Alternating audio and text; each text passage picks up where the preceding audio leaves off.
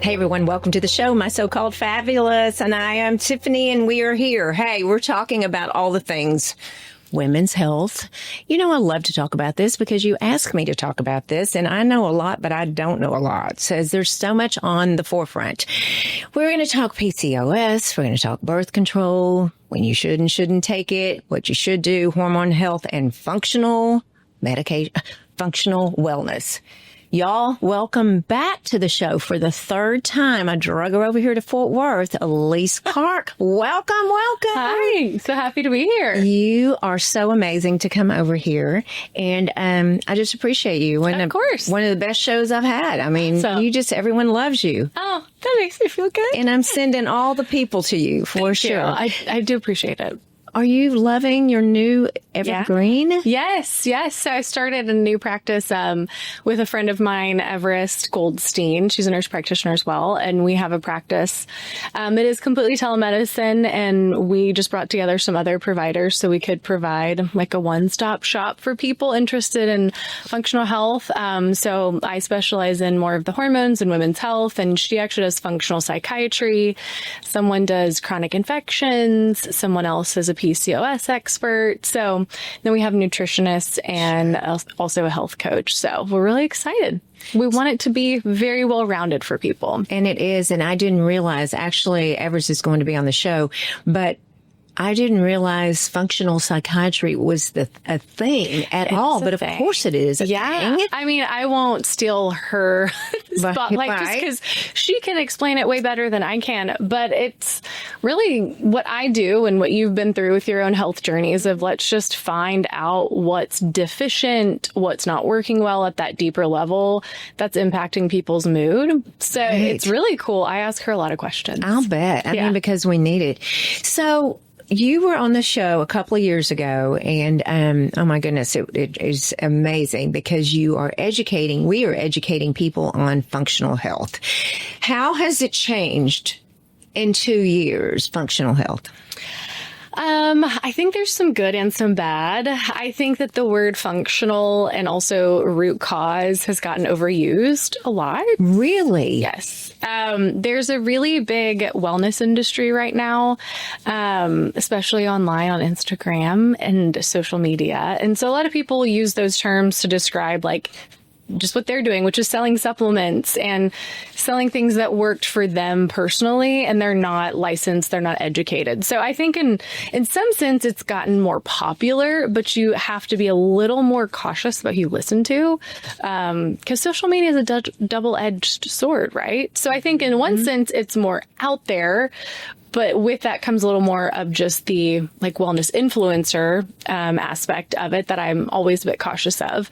And then on the other side, it's actually become very legitimized in some more ways. You know, I think that people are educating themselves, which again, this is the good part of the internet. There's more out there talking about the healthcare system and its flaws and then its advantages. And I think a lot of people are seeking out more of this functional care, even from their traditional practitioners. And I think that it's having a positive impact. I think even those in the more traditional setting are really trying to take more of a deeper look. It's just the trends I'm kind of seeing. You know what? This is resonating because my husband is seeking, I don't know if you call it integrative or what. He's really looking into peptides and just outside the box of pharma and psychiatry for cognition. Yeah. And the doctor was just going on and on about, because he says a lot of people are abusing and overcharging for certain things and getting kickbacks. And I was like, I trust you. I trust you. But he's like, it's a thing. And he's an MD that blends his. Yeah. So I was like, wonder what's going on out there. So yeah, people can jump on the bandwagon and they may not be qualified, correct? Yeah. And then, I mean, to your point about the kickbacks and everything, there's ways that providers can partner themselves with certain pharmacies and supplement suppliers and then end up getting a lot of commissions from recommending those things. So it's kind of always been the case in medicine. Sure. But now it's a little bit like you can see it popping up more and more with people that do want alternatives, and then some people are taking advantage of that. But to your point about peptides and things for cognition, I mean, there's also some really exciting things going on. Yes. I think kind of my general rule when looking at anything new or exciting that comes out is we don't need to be working in extremes, you know? So anyone who tells you ditch all of your traditional efforts and go just for these functional things and just for these things that I recommend, that is a big red flag for me, because we should be able to blend the best of both worlds always. You know, I love that you have always shared that. It's not left or right. It's just, there's a great blend. There is. And no side. It happens in the gray. Yes. You know? Exactly. Yeah. Exactly. So the majority of my followers and listeners and viewers are female. The majority, obviously. Different age, from 18 to older myself, if that's even an option. You were so young. Yeah. So, you know, I have just this wide variety of women that need assistance. We have people taking birth control. Do they do it? We have perimenopause, you know, babies, having babies, perimenopause, menopause, postmenopause. There's so much to talk about. Where do we begin? Do we begin with the young? Yeah. You helped so many of my friends. Well, I'm glad. Yes. I think that it's funny. Like, I started out working with just the menopausal population because that was how I learned to treat with hormones, because it's pretty easy. You don't have them, we're going to give them back. And there's an art to it. And I loved it. And then I started realizing, oh, people are really struggling with these hormones way before menopause. And then so I started educating myself more and seeking out more education. So I joke, I started with the olds. I'm sitting here. I'm sitting right next to you. Not that you're actually old. But then Postmenopause would be my thing. Postmenopause, and my mom would kill me for even saying that because she's very young. Yes, she but I started kind of working my way back, and now I have patients who are in their early 20s. I don't see teenagers, just out of personal preference, but I see anyone starting from the early 20s on who have questions about hormones or their health or feel like things are off. And so I think there's something that functional medicine and potentially hormone balancing, replacement, whatever we want to call it, can offer you at any age. Right.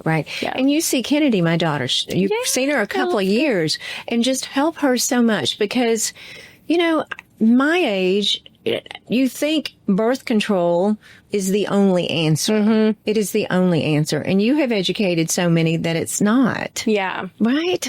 It's not. And I'll always say I'm a fan of birth control because it gave us so many options as women. It's great that we have control over our fertility now and when we want to have kids. That part of it is undeniable.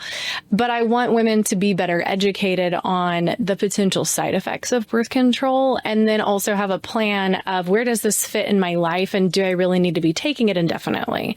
Because I was the generation, I say every time I talk about this, I think that when I was a teenager, everyone was on birth control because it was just, oh, I have cramping. Here's a birth control pill. And it was great because it worked. But then what we didn't realize, starting then when we were 15, is that birth control suppresses your own ovarian hormone production. So instead of getting your natural estrogen and progesterone and higher levels of testosterone, your brain gets tricked by the synthetic hormones in the birth control pill. And so your ovaries essentially shut down, which if you have severe issues like uncontrolled PCOS or endometriosis, that can actually be a really good thing because it can significantly improve your quality of life. But if it's just for something like acne or irregularity or something like that, we really need to be figuring out the why. And then we can maybe get you off the birth control pill. Instead of just shutting all the ovaries and the symptoms down, we can work on the symptoms themselves and get your ovaries working better. Right.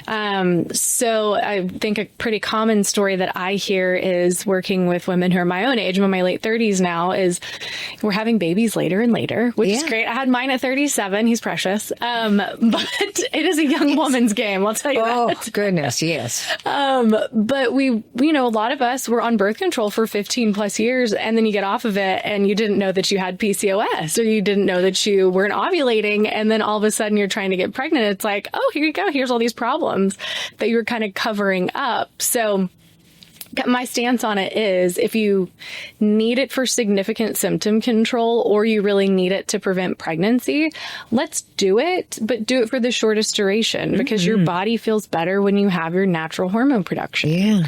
And then also, birth control pills lower your absorption of key nutrients like B vitamins. It can increase inflammatory markers. It can increase your cholesterol.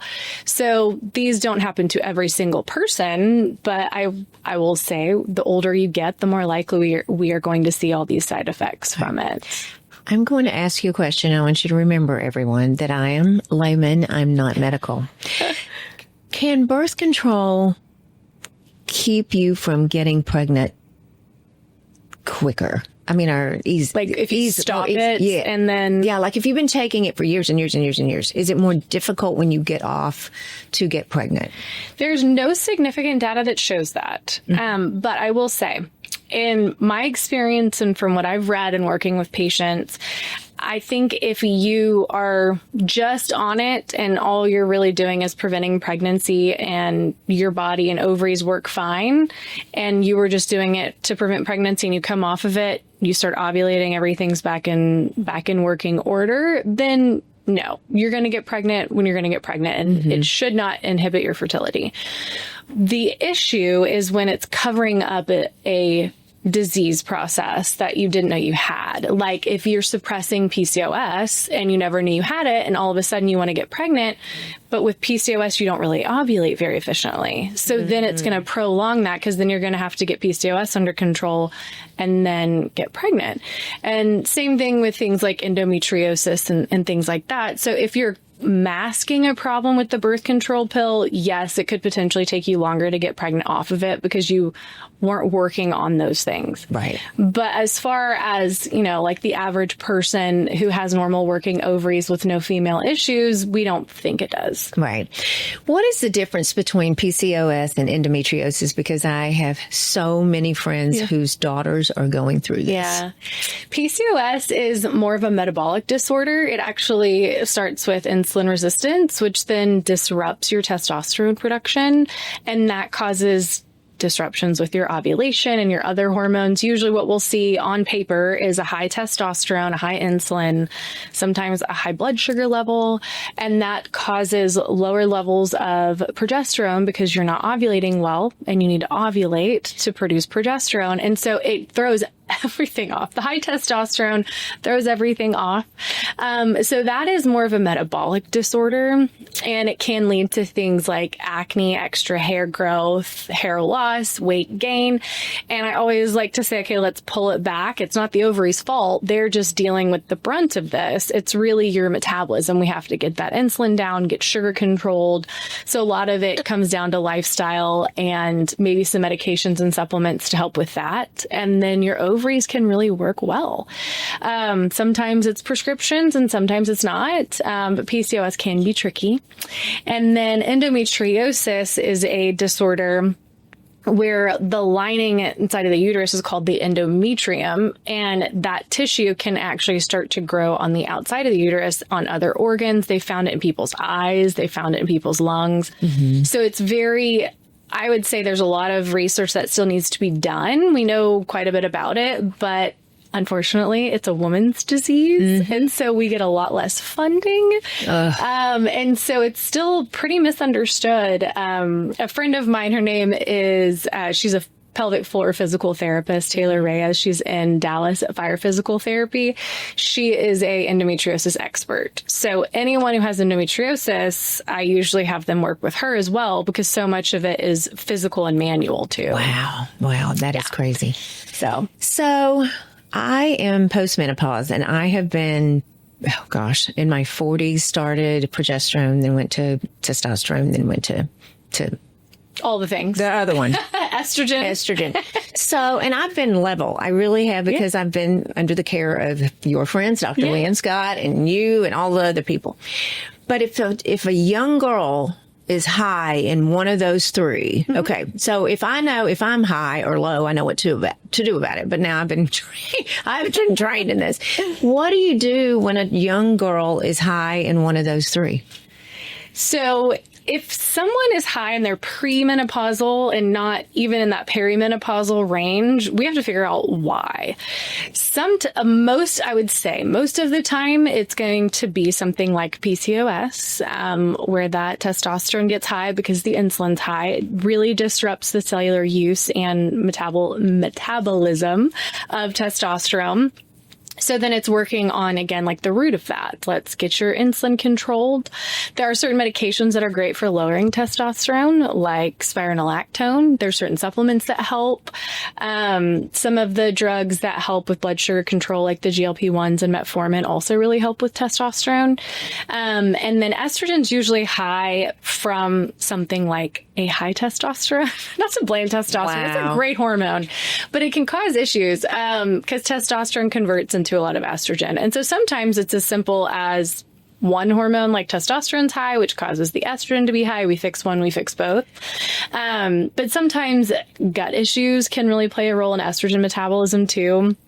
If you're not getting enough fiber, if you're not pooping, I know no one likes to talk about that, but it's true. Pooping a lot every yes. day. And if you don't have good gut function, if you're nutrient deficient, even in things as simple as vitamin D and B12 and folate, I mean, your hormones can be processed inefficiently, and that can cause high estrogen. So I think if you're premenopausal and something is high, you usually get pretty obvious symptoms like really heavy, painful periods or irregular periods, the acne, the hair loss, the hair growth on your face where you don't want it. That can happen with both high estrogen and high testosterone. Yeah, I think I said both.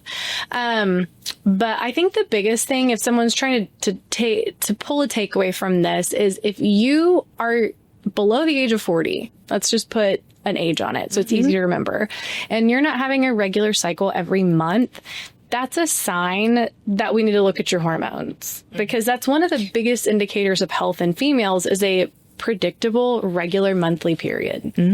Absolutely. So there's hope. Oh, yeah, for sure. There's hope. A lot of hope. Because I do have people ask me about that, because I'm very open about my situation in life and where I am in my life and what I've been through. Because we've had people say, oh, that happened to you? I'm not the only one. Yeah. Dry vagina. I mean, I've talked about that for years. Everyone has it at some point. Yes. It's a thing. Yes, absolutely. But, it's just talking about it. Just like you said, pooping. You got to do it. You got to poop. Everyone poops. You got to do it. My son has the book. I bet he does. Oh my gosh, he still won't poop in the toilet. I'll tell you that much. That's a whole other topic. You're older? Yes. What? He likes to poop in his pull-up. It's so disgusting. All you moms out there with pull-up poopers, let me know it worked, because I'm all ears. Yeah, you heard it right here. So when I don't know even how to ask this, but it seems to be that perimenopause is getting earlier. I have a friend that's having night sweats in her young 30s. What is that? Is it true? I think some of it could be we're just giving a lot of attention to it now. And so people are finally like, oh, this is the thing. I can have answers and I can have treatments. Whereas back in the day, it was like, just suck it up. Everyone does. Oh, for sure. So I think some of it's education and awareness. But there is, we're starting periods earlier. Young girls are. And what age? I don't know the average off the top of my head, but I think it's 9 or 10. We can Google it and put it in the notes maybe. Yeah. But I do know it's earlier. And so there are definitely hormone shifts that we're seeing, patterns of hormone shifts. I don't think we could say there's enough evidence to say everyone's going through perimenopause earlier. I think there's more awareness around it. Yeah. I think that might be more of it. But things with women's hormones are definitely shifting younger and younger. But a lot of times it's after childbirth, we'll start to see some hormone changes, particularly with lower progesterone. And so if your friend is, post having kids, that could be a reason why her ovaries just took a bit of a hit and not making as much progesterone. And then oftentimes what I see is when you're premenopausal, it's not that you feel the hot flashes and the night sweats all the time. It really becomes more during certain parts of your cycle.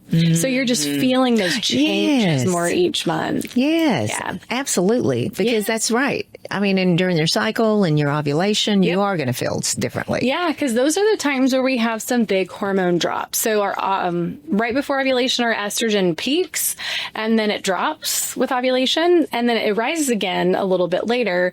But sometimes that's why people feel bad during ovulation, is they get this high estrogen right before, and then it drops, and then they get moody or crampy, and it's that high to low estrogen. And then right before you start your period, your estrogen and progesterone are usually pretty high, and then they drop if you don't get pregnant, and that's what you're feeling. It's the high to low. Right. So for some people, it's not that they're not making enough hormone; they're just really feeling those drops. Yeah. And that was me. Yeah. Yeah. Oh, really? Oh, yeah. I'm not very nice. I haven't had a period in a while because I was pregnant and then breastfeeding. Sure. But I started taking progesterone before I started my period, just to ease myself into my period instead of having that really high progesterone to no progesterone, because I was just really irritable and not very nice. And that progesterone just took the edge off from me. You know what I started taking recently? It's 50 milligrams of progesterone, the tablet, the sublingual. Dissolving tablets. People love those. Everyone loves me too.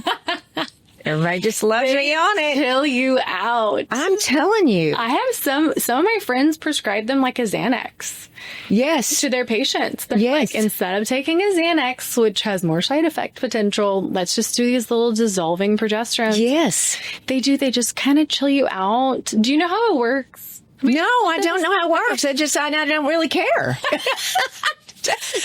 How does it work? Give her the drugs, people. How does it work? So progesterone converts into something called allopregnanolone. I know, big word. Makes me sound really smart, doesn't it? I mean, this girl is so smart. It's just, I had to spell it a few times so I remember. There you go. And it helps your brain with GABA production. It helps these GABA receptors. And so you basically have more use and availability of this GABA neurotransmitter that makes you calm. GABA is our calming neurotransmitter. And so that's also how Xanax and stuff work on the brain. They help with GABA. And so the progesterone does it by converting into allopregnanolone, which then mimics some of the GABA function in the body and the brain. And you can do the dissolving tablets because it doesn't make you as sleepy. And you could do it during the day, whereas the oral version that you swallow, it'll make you sleepy. Correct. So yeah, that GABA just chills your brain out a little bit. No it's real joke. nice. I mean, I love it. It is great. It is great. I mean, Chrissy, can you imagine me without it? I have one of our team members with us, and I'm like, can you imagine? I started it right before you started. And, but I still take 300 milligrams at night. Yeah, you can do both. Yeah. And I was like, really? Is it make me sleepy? No. What? Usually a game changer. I mean, hit me up if you want to try it, guys. Show notes, you can find it. I don't just like hand it out. You have to be a patient, but you gotta like deal in progesterone. So yes, I mean, with mood, I mean, it's just, and I guess because the question was, should we put you on a Wellbutrin type thing? Yeah. And I'm like, no, I've done that. I don't choose that. I don't want to do that yet, but just stress in your life. And, and I'm just a bitch in the morning sometimes. That's just all there is to it. Yeah. I mean, aren't we all? That's all there is to it. And I'm out they put me out to pasture. I am post-menopause now.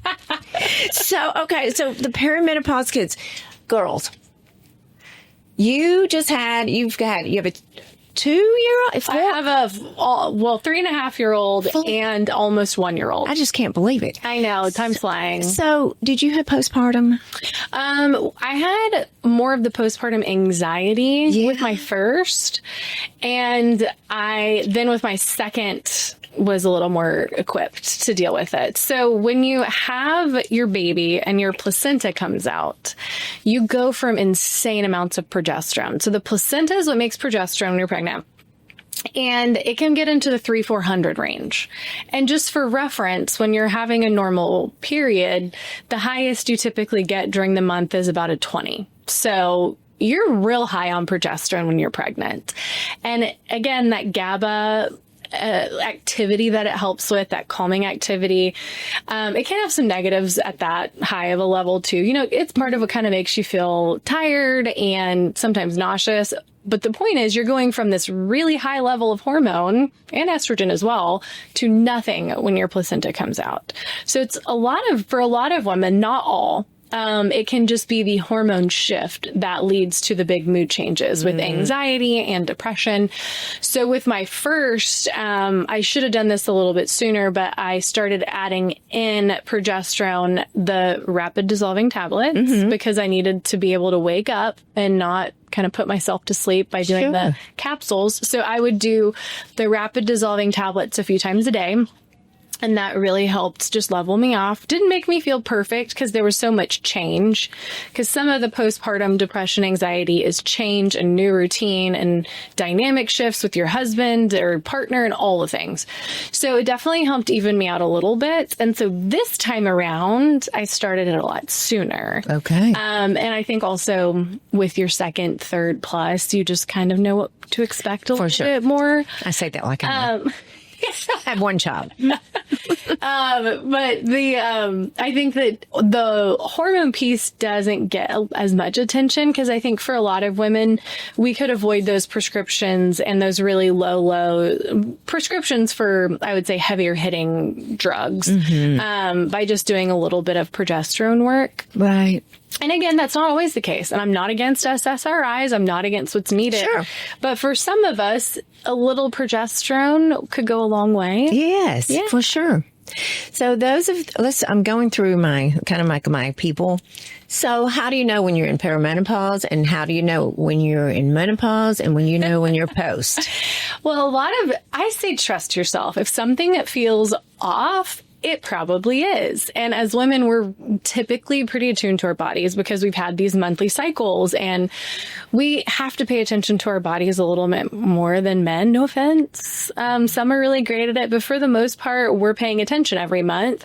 So typical symptoms that I see in perimenopause and menopause, because they do really go hand in hand, I would say the first one I hear from most women is brain fog and cognition changes and mood changes. Like, I am just really irritable. I want to kill everybody. That's a common one in perimenopause. And then you get more into the classic symptoms, hot flashes, night sweats that cause insomnia, irregular periods, more frequent periods, skipping periods, and then all of a sudden they're back and you're having 2 a month and just went 6 months without one. But I think it can be a little more nuanced in perimenopause because you're probably still gonna have that regular cycle. So you're looking more for the mood changes, the cognition changes, just feeling not like yourself. And even if it's only during certain parts of the month, if you're getting hot flashes and night sweats, that can be a sign of perimenopause. Yeah. And a dry vagina. Let's not skip that symptom. It's miserable. People don't want to talk about it, but it happens. And it's because the hormones just aren't as high. And so that tissue is not as much of a priority. And so you can, from lower progesterone, lower estrogen, the vaginal tissue really takes a hit. And so sometimes it's not that you have a crappy libido now. It's just that your vagina doesn't feel the same. Let's get some hormones. No, I swear. It's unbelievable. And I think that's probably my number one issue with menopause, and it's gotten worse. And I do want you to touch on this because my friend disagrees with me. She goes to a 1000% Western only. Functional medicine doesn't work. It doesn't work. You can pour your money into it. To each their own. Okay. Vaginal health is so important, right? Yes. It is. Okay. Because at my age, you should be using something like a vaginal. I'm using Invexi. And I was using something else, and then the creams, and I just can't stand the creams. But you're not alone. I mean, it's terrible with the Invexi. But I think that the one thing I was using to insert the tablets. Yeah. They weren't dissolving. I got nothing in there. I got nothing in there. Yeah, nothing. Yeah, I swear. Working. So it's important. Why is it so important to keep your vagina healthy? Well, I think one, It's uncomfortable. When your vagina is dry, it hurts worse. But I think from a health perspective, you're a lot more likely to get yeast infections and urinary tract infections. I mean, the data on vaginal estrogen and preventing UTIs in elderly women, it's astonishing. It can reduce UTI occurrence in elderly women by over 50% is what they've found. And the reason that's important is because a really big reason why women end up septic and dying is from UTIs when they get elderly. And that elderly means different things to different people, but typically we're talking postmenopausal women who aren't as active, a little more sedentary. But vaginal estrogen can reduce hospitalizations. It can reduce death rates. And then, of course, healthcare dollars. Healthcare is expensive. And if we can be proactive and prevent these admissions of these sweet ladies who just need vaginal estrogen, why aren't we? I know it. So there's many reasons to vaginal estrogen. To feel good, and then for longevity, not getting UTIs, not getting sick. But I think a big one that we don't talk enough about is don't you want to have a good sex life if you like your partner? And that you're not going to have that if your vagina hurts. Yes. And I have a friend that she has a family member that died in the nursing home. She had a UTI. Yeah. It's really sad. It's very common.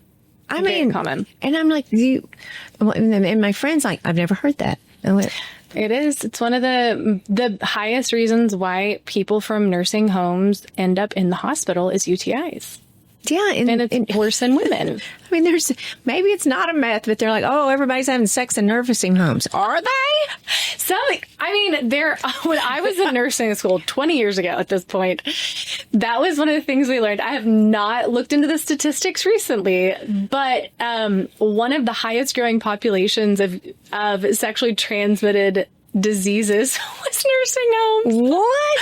Yeah. And I laugh, but I'm like, good for you. Okay, yeah. Good for you. But they're like, we're old, we can't get pregnant, but they didn't think about preventing STIs. Whoa. So, yeah. I don't know what the statistics are now, but the gift that keeps giving. Yeah, for sure. For sure. Oh my gosh, that's crazy. And we were talking earlier about,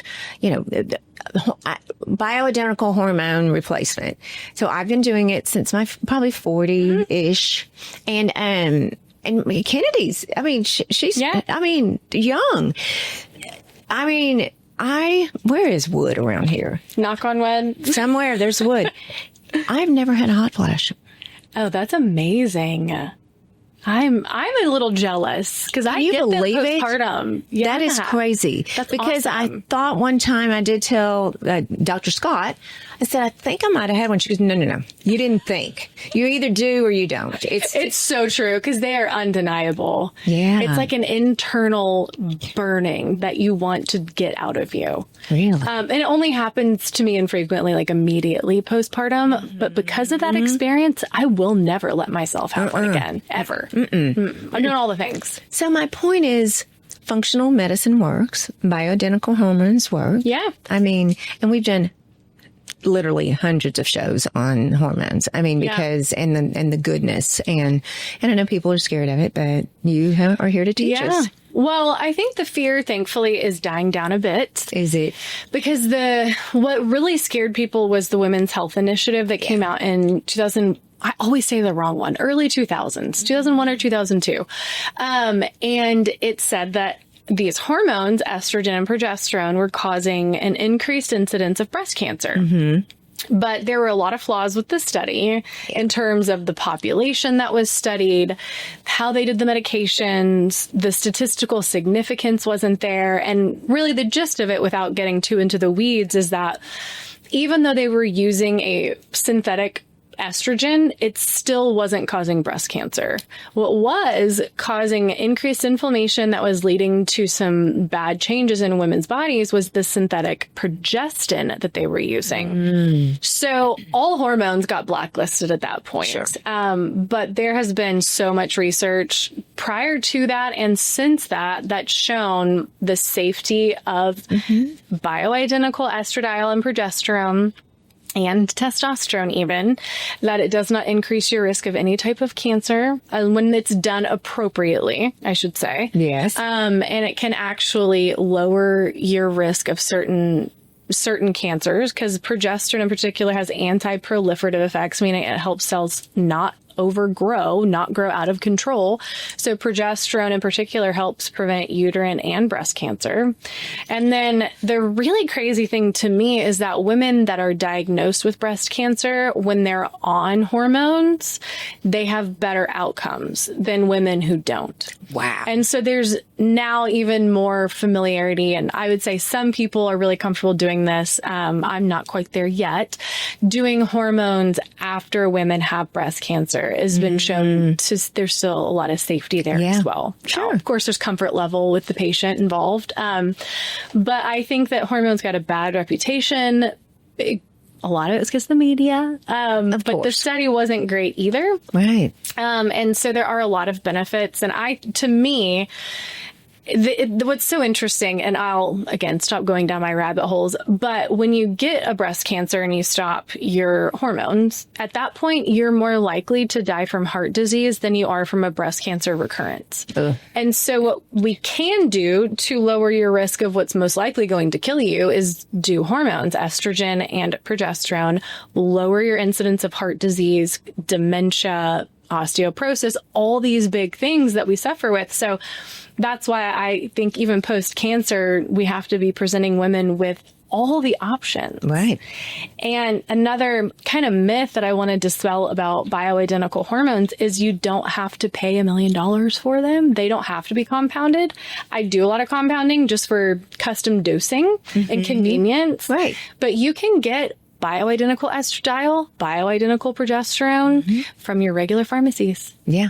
That's amazing. And so it doesn't have to be crazy expensive either. Yeah, and that's telling for sure. And now the vaginal estrogen, speaking of, we used to have to compound it for a cheaper price because it was a brand only, and now it's generic. So you can get generic vaginal estradiol from your local CVS for your normal copay. Good to know. Yeah. Finally. Yes. Finally. I'm here for it. I'm sure y'all are too.